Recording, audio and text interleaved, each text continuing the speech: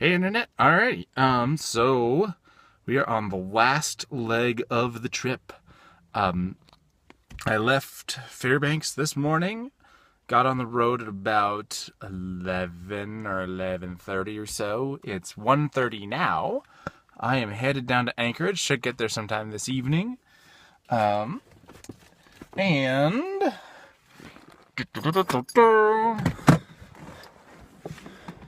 I stopped at Denali National Park. I don't know if you can see all the mountains in the background. Yeah. So Denali, also known as Mount McKinley, name changes every once in a while, is the highest peak in North America, and there's a huge national park here, and I'm gonna go check it out.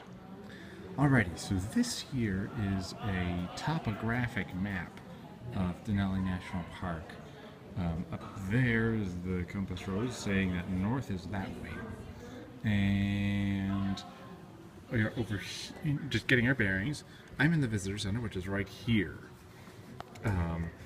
This gray line here, that is Alaska Highway 3, which I have been coming down.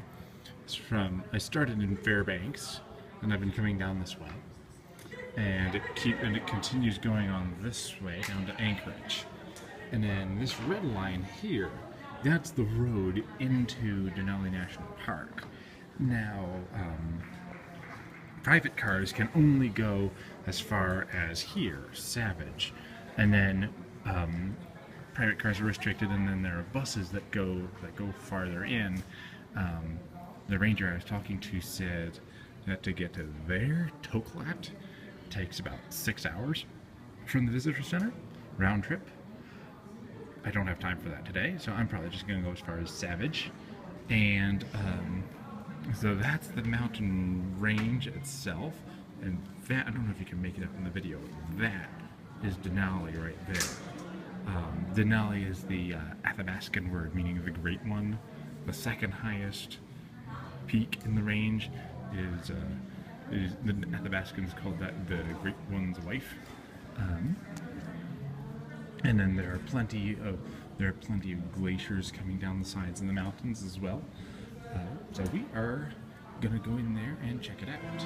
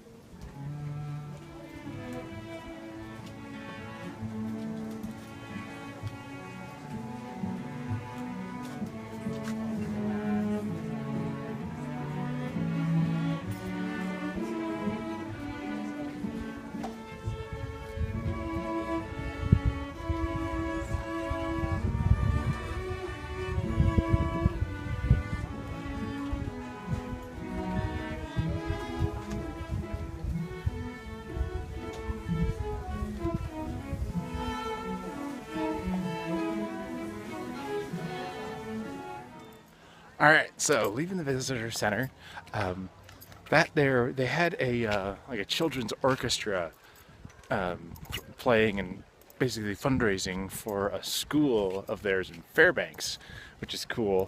I walked by, the video I snagged earlier was them playing what happens to be one of my favorite classical pieces, which is the second movement of Beethoven's Seventh Symphony, which is cool. I caught the tail end of them playing playing Star Wars themes earlier, but I didn't have time to snag a video of that.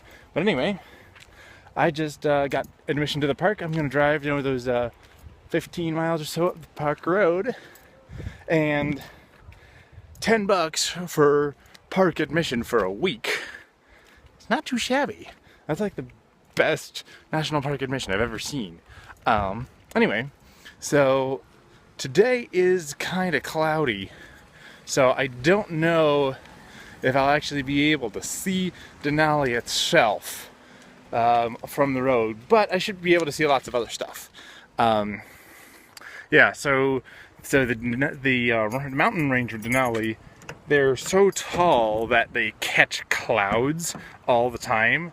They say, like, of all the people who come to this park, only about 10% of them actually get to see the mountain itself. But who knows? Maybe I'll be fortunate. I'm not counting on it, but we'll see what we see. All right, so this here is Savage River, and this is as far into Denali Park as you can drive a private vehicle. And if you can see here, that is a caribou with an enormous rack of antlers. Alrighty, so I am heading out of Denali National Park now and heading back to the highway to continue south toward Anchorage. I am driving through, it's mountains on both sides and just some evergreen trees and green and smaller bushes and things. So this is the heart of Denali National Park. Is called the Denali Wilderness. That was the land that was originally set aside for it. The wilderness itself is about 2 million acres, and that's just the central part of Denali National Park. And that's the spot where that's the most protected for the greenery and wildlife and everything.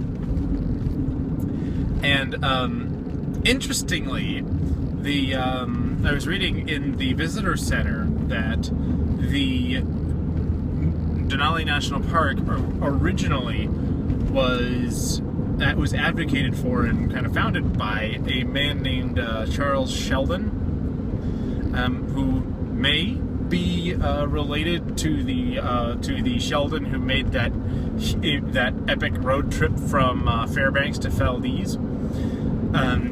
Anyway, so Charles Sheldon was actually a trophy hunter, ironically enough, and he advocated for forming this wilderness preserve precisely to keep these species of wildlife from being hunted to extinction. And he was successful, and so the Denali Park and Wildlife Preserve was set up in 1917. And it has only grown since then. It is, as I say, the Wildlife Preserve is like the central strip of the national park, and I don't know how many millions of acres the entire park takes up, but it is huge. And so here it is today. I haven't seen much wildlife besides that one caribou. And there's a vista point where you can see Denali Mountain, but it's all cloudy, and so yeah, I wasn't able to see that either. But it's still a really pretty drive, and it was worthwhile. And I hope to come back here sometime when I have more thereof to really soak in the park. And anyway, we continue on to Anchorage. Alrighty, I just filled up at a little place on Alaska Highway 3 called Trapper Creek. Should be my last fill up before Anchorage. Should be getting there in about an hour and a half or so. And then I got some fuel for myself also. When was the last time you actually saw bugles? My gosh, this is nostalgic. Alrighty, we are hitting the road again.